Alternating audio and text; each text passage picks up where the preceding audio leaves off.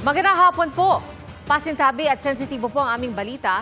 Isang batang babae na 3 taong gulang lang ang pinatay at umano'y ginahasa sa Davao Occidental.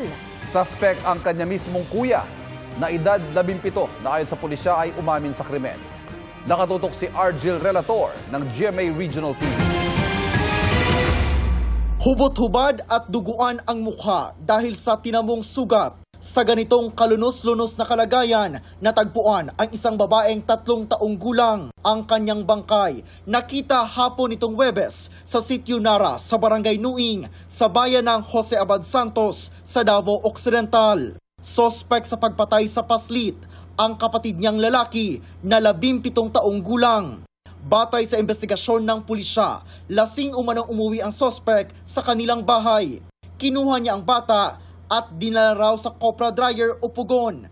40 metro ang layo mula sa kanilang bahay. Sa Pugon na-discover ang labi. Nakakita sa pagdala niya doon ay yung 10 years old na bata. Kasin po ng bata, tatapit tayo din. Maya-maya, meron silang narinig na iyak. Parang magsabi yung batang tulong. Pero hindi lang pinansin kasi nung bata at saka nung mama ng bata na nakarinig din. Kasi kasama naman yung kapatid. Bali, hindi nila in-expect yung pangyayari.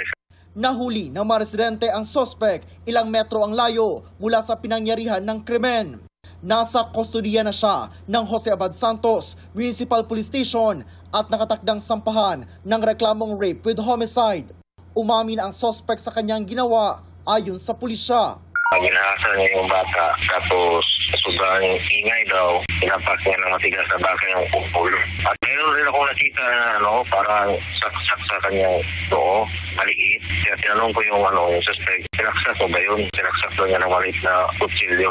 Lumabas sa resulta ng post-mortem examination na may nakitang laceration sa ari ng biktima. Agad inilibing ang bata. Sinisika pa ng GMA Regional TV na makuna ng pahayag ang suspect at ang pamilya ng biktima.